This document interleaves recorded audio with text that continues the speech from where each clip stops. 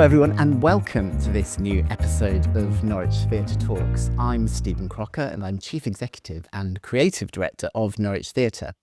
The astute among you who are watching this on video will see I'm sat in the auditorium in our Stage 2 building. Stage 2 over recent years has become the centre of our artist development work and where we help co-commission and co-produce new work and new writing. On Norwich Theatre Talks today, I'm delighted to chat with an artist who we have co-commissioned along with partners Theatre Royal Plymouth and New Diorama in her new show, Lynn Faces. Lynn Faces also has a resonance to a local story and a local icon here in Norfolk, none other than Lynn Benfield, Alan Partridge's long-suffering assistant. And I'm going to talk to you now, Laura Horton, who's taken a bit of Lynn's story, some of her own, and a mix of punk music to create this amazing new play. Laura, welcome to Norwich Theatre Talks and welcome to Norwich Theatre with Lynn Faces.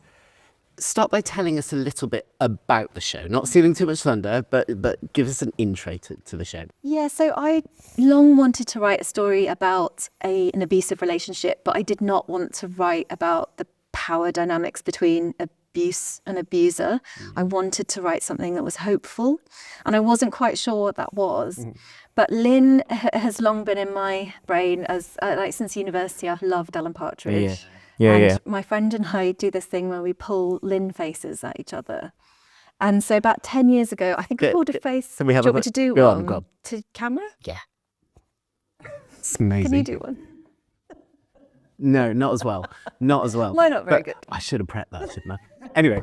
And so I pulled a face at her one day and she was like, that's a Lynn face. And it became a thing. And then when I went through a horrible breakup, in the pub, I got very drunk with friends. And I was like, I'm going to start a punk band inspired by Lynn. We've all done it. And then I booked a gig and then kind of sobered up and I was like, I can't play anything. And nor could any of the friends that said that they would do it. And I think they all kind of backed up. So I cancelled it, but then it stayed in my head, and I just thought it's a play. It's like a gig theatre, messy play, and in real time. Yeah. And I messed around with I think I wrote a very long version that wasn't in real time. It was sort of leading up to the gig. Yeah. And then I thought, oh no, I think it is just the gig. Yeah. So there's a lot of you in this show, isn't there? And just because your route into making theatre is fascinating, and how you've come to be here. Just tell us a little bit about that, because you're a Plymouth girl, aren't you? I am. Regional theatre. And it wasn't the first thing you were going to do, was it, to be a theatre maker? Well, no, I wanted to be a writer, and I thought that would be not like novel writing or television writing, and that's what I sort of started trying to do. And then I worked in theatre as a publicist for 15 years, so I saw a lot of theatre. And then I just realised, why am I not writing for the stage? I think it was because I never really there weren't a lot of female writers, and it was a lot of kind of older dead playwrights. Yeah. So I didn't necessarily think of it as an option. Yeah. And so I started writing plays probably in my mid-30s, so a bit later. Yeah. And then I moved back to Plymouth, and I was told it would ruin my career. And you were in London before, I'm guessing. Yeah, I was in London for like I've 8-9 years, and I was a bit kind of like, oh, I don't think it will, and it didn't, because we found connections with Theatre Royal Plymouth and the Northcote, and there's a lot happening down there, so it galvanised me then to start writing, and then I got a few things put on with the Space in London, and lots of short plays. That was a digital programme. Yeah, so they did a digital programme, because I'd got my first reading that was just about to happen at the Bunker Theatre. Yeah. And then the pandemic happened, and I just thought, but the Space were great, and they got a little bit of funding, so they commissioned quite a few writers to do digital work. Great. And then as soon as the theatre opened, they put on a one-person play that I wrote called Labyrinth Diet, and that was on for a week, and that was really it was the first full-length play I'd ever had on. Yeah. Until that time, I'd done like lots of 10-minute plays, really. And then there's that making the leap. That must have been scary, I guess. Yeah, I do think being in Plymouth helped, because my living expenses were so much lower, and I knew that. I was like, if I move back to London, I have to go back into full-time PR work, and it just doesn't leave me any time to write. But there's so much in it's really interesting, I think, and I've talked to artists about this quite a few times, that you came to being a writer after you'd done other things, after you gained life experience. And that's the thing I always find quite fascinating, actually, is you've got a lot under your belt. Was that a kind of, you've now kind of found a voice and the things you want to say? Was there that moment where you thought, no, I need to say these things? 100%. I genuinely was desperate to be a writer, but I didn't think I was very interesting. And I just thought, I don't have anything to say. I'm not sure what is of interest. And I was trying to write things that I thought I should be writing, rather than finding my own interests. Because like, this is so niche. Lynn Faces is so weird. I can't imagine that coming out of me in my 20s. But I'm not going to comment on that, but people are weird, you know, and there's that sort of formulaic approach. And, you know, I've seen the show. I was lucky enough to see it in Edinburgh, and the audience response is just incredible. It is so very, very moving. Was that, obviously, artists approach things in different ways. Some are quite purist about the form and how they want to tell the story, but some are so focused on the response they want to generate from audiences. What's your process? What's going through your mind? It's different for every play. Yeah. But I have a PR background, so I think my brain is always audience. What do I want audiences to think and feel, and not in a manipulative way, just like what am I hoping to get out of this? But I don't know with Lynn Faces. It was an instinct. It was like, I think this will be really odd, but it might be able to get across what I want to say in a comedic fashion. Which I think it is easier to is more palatable, I think, sometimes to understand what you're trying to grasp. There's a moment where we do Pete or Partridge, which I see audiences, and it's quite funny. And then there's a couple of lines where you can see audience members kind of looking around, panicked, and they don't quite know what to do, where to go. And I find that really powerful. But it's, you know, it's covering something that's immensely current. Yeah. At the time in which you were doing it, as you said, it was quite raw for you. You know, we talk a lot in this sector, don't we, about issue-based work, and it is shining a spotlight on something really, really important. And you know, if you think about Lynn, anybody that watched Partridge, then you would think, oh, she's just a funny character. But if you scratch the surface and look at that relationship, you know, that's quite a profound thing that you're doing there. Does that weigh on you? I mean, I don't know, actually. It's interesting. I think it's more when people come and talk to you afterwards and they pull out things that you're like, oh, I didn't even think about that. And actually, someone last night was asking me, because I have a speech with the main character. My character has this speech with the main character now at the end, where they kind of have a moment. And he was asking me if I wrote that as a letter to my former self. Wow. And I was like, oh, gosh, like, I think you're right, but I hadn't considered that when I was doing it.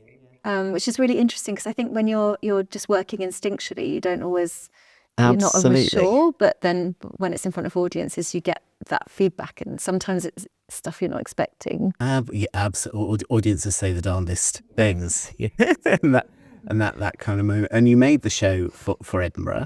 You're now touring it. We are the first venue on the tour. I just wanted to talk to you a little, because you're from Plymouth. You're here in Norwich. And it's a really good shout out for the regions, isn't it? Because, you know, we've collaborated with Plymouth to support you and co-support the show. And there's vibrancy, isn't there, outside of that heat of London, and indeed outside of Edinburgh. Yeah. You know, it is quite intense for artists making work in those spaces. And the thing I love, as you said to me, actually, when we're outside the doors, I'm having a lovely time here. There's something about regional cities and that sense of pressure. Is that something you kind of feel and identify with? Yeah, definitely. I mean, I've enjoyed this so much more. Edinburgh I found immensely stressful for lots of different reasons last year. This feels like a different project. It's just really glorious, and getting to explore Norwich and kind of be in a really supportive venue and find new audiences. Because I was saying to someone that worked here earlier, I don't know really anyone in Norwich. I don't have connections here like I do in Plymouth and London. So it's been really nice that people are coming anyway, despite not knowing me. And of course, there is the show's connection to, And it's to the fine definitely city. the Lynn. Yeah, Definitely the Lynn. there is definitely that. And I just sticking with that sense of, regional, you're quite embedded in Plymouth now, you're doing other things there.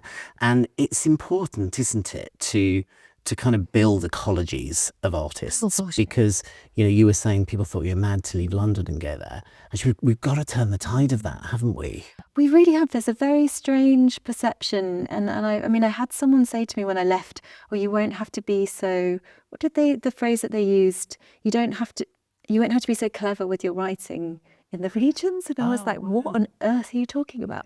Like, people outside of London aren't bright or interested in experimental work. And it's not true. And I don't think that person meant harm, but I don't think they were thinking about what they were. No. Sophisticated. That's the word that she used. It doesn't surprise me. I mean, there's often a perception of regional venues that it's just work that will sell to the masses, and there is a lot of that. Absolutely right. But that, audiences don't want to go on that journey, don't want to take risks. We approach programming here around telling stories we think people want to hear. And, and then finding storytellers like yourself that tell them really, really, really well. And, audiences love that. And where there's a kind of connection to their theatre, then there's a kind of pride there as well, isn't there? I think sometimes people underserve the audiences or don't give them enough credit for their choices, because they can only go and see what's presented to them.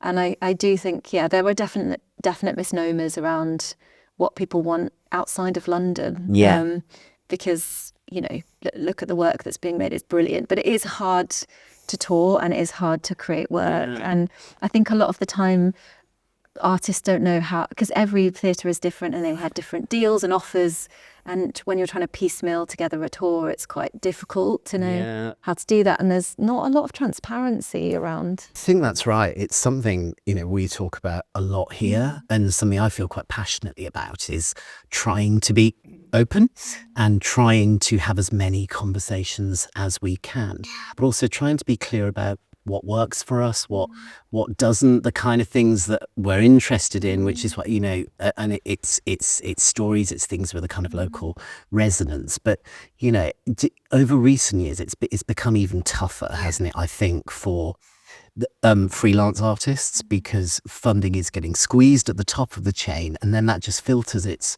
way down, doesn't it? It really does. I mean, you're quite unique, really, that you see the whole sector. And it must be, it's a kind of position whereby artists must come to you to kind of ask for that advice. What do you kind of say in terms of reaching out? Because you've crossed that threshold, haven't you? You've taken the leap. You've got great partnerships because of the quality of your work. What's the advice you give on that? Well, I mean, last year I was programming a venue in Plymouth, and that was really useful, the Barbican Theatre, and because I got to talk directly to a lot of artists, and I really enjoy that, because I feel like a lot of people are just they're just nervous and they don't know how to approach things. So I'm always try to be open with people. I get a lot of emails from people asking advice, and so if I can make time to have a coffee with someone or put information out there, I would do that, because sometimes that's a feeling that when people get there, or wherever there is, or they reach some success, they pull up the ladder. I think that's such a shame, because there should be space for everyone to be making work. Absolutely. But I think people are fearful of that, and they're like, I need to protect my own position. Yeah, and I think, wearing the hat of someone that runs a regional venue, it's about that kind of right relationship with the artists. I think there's been a sort of period of time where venues and large institutions have tried to own artists, and there's often we will have conversations and I might be part of them. We think, actually, we're not right for you. We'd love to do it, but we're not right. But let us signpost you. Let us help you find the right person. That's it, isn't it? Because I think also, like, living in Plymouth, I can't rely on theatres in Plymouth for my entire career. It would be wrong. And so it's sort of trying to look at the rest of the country, but some theatres will only work with local artists and some won't. And so it's trying to figure out where you can go. And I think that if things could be a bit more demystified, that would be really helpful for everybody. Absolutely. And back to you. Lynn Faces is touring now. Tell us where else you're going. So we're going to Exeter. We're going to the Barnfield on the 11th of February. And then we're at Theatre Hall Plymouth in the Drum from the 12th to the 15th of February. And then at the New Diorama in London from the 17th of February to the 1st of March. Amazing. And this is an incredible story, and I know it will have a future life, but as you sit here, are you thinking about the next project? I'm kind of keen to know what's next for you, where you want to go with that amazing approach to storytelling. And I'm not going to lean into the word weird because I adore the show. I adore it.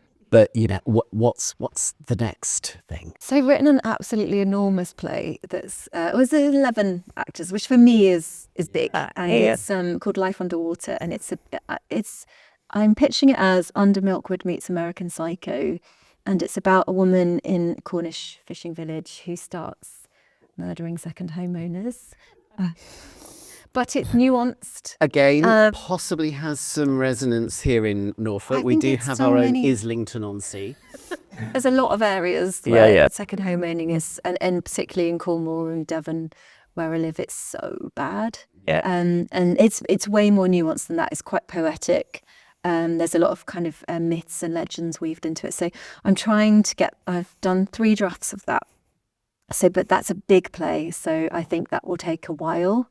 And then I have another play called A Summer of Birds, which is about a woman who loses her life savings through kind of scamming, and she looks after a seagull, which is it's based on a situation that happened to me as well. Okay. That is fictionalized, and that's a 200, so it feels a bit easier. And then I'm also I run a thing called Bad Sex Writing. Okay. And it's deliberately badly written erotic fiction. Amazing. And so we do workshops with people, and we give them pointers, and they write these very odd pieces of work. It could be poetry, it can be like short stories or plays, and then we read them out. I normally get a comedian and like a local comedian to come and read them out with me.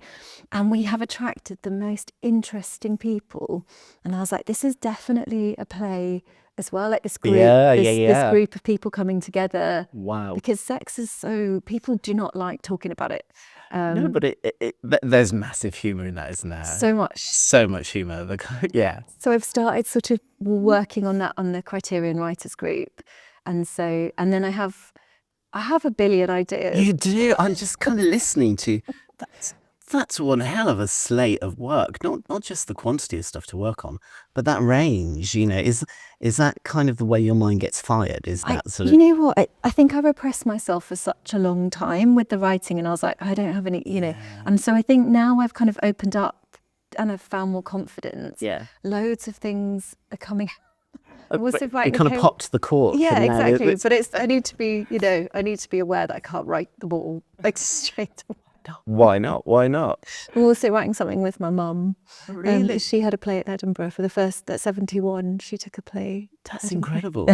Inspired by you coming to writing? Yeah, well, she wrote, she got published as a novelist in her 50s, which is lovely. She's from Tredegar in South Wales, and I think... I grew up in Newport in South Wales. That is just down, I know Tredegar. Oh, I love Tredegar. I love going back. Yeah. And I didn't think she kind of wanted to write, but didn't think it was in, like, working class Welsh woman, and was it's not going to happen. Yeah. And so got published in her 50s. And then I think she's very kind of exploratory and curious, and she sort of watched me doing the plays, and I was like, why don't you have a go? And she did, and she wrote a great piece. That's so inspiring. It's never too late, and that bravery of, in your case, making the change or just going for it. It's incredible. I could talk to you for hours, Laura, but back to Lynn Faces. So for people who might be thinking about coming to see the show, do come and see it. It's an extraordinary show. Just say a little bit about kind of what to expect, and why you wanted to put this play out in the world. It's odd. It is odd. And I think what I'm finding is that audiences are quite confused about it. But I would say just go with it. Yeah. It's like it's a very held piece. There's a lot of music. Some of it is terrible. Some of it is arguably okay. punk music. There's a lot of Lynn and Alan Partridge references. So anybody that wants to be tested on their knowledge should come. Anybody who... Can I tell you one of the funniest stories of being here in Norwich? In Mamma Mia, when Mamma Mia is here, you knowing you get everybody doing Alan Partridge impressions. You talk about audience behaviour issues in theatres. It astounded me to watch Mamma Mia. Knowing you, aha! Only in Norwich. That's incredible. Only in Norwich. I need to come to see Mamma Mia. You do. Sorry. So yeah, I think punk, and then there's a lot about friendship and kind of healing from abusive situations. So I think I would have liked to have seen this when I was going through what I was going through. So I think there's a lot of hope. It's a very hopeful, absolutely joyful piece, really. So Laura, we have a little game that we play with all of my guests. This is Norwich Theatre Talks. So I've got a stripy pot here with a selection of random questions about talking. Would you like to choose one please. And give it a go? Thank you. So if you read the question and then... What was the last time you were lost for words? Oh my gosh. It doesn't happen. Now. You want me to answer now? Yeah. You can't say right now. Quiet. I feel like I embarrass myself a lot. So, but then I'm a real talker, so I talk through anxieties. I'm trying to think when I was lost for words. Possibly like politically, I think some of the things that are happening at the moment, I just don't know how to respond, and it's so hard to know how to talk about it because you're like, how is this happening? I'm with you on this. So I think it will be the recent things that have happened in the world. When the only responses are a Lynn face. Yeah. Then you can see Lynn face. Well, Laura, it's been so nice to talk to you. Thank you. Check out Lynn Faces where you can. And thank you for putting such a beautiful show out into the world. Thank you for having me.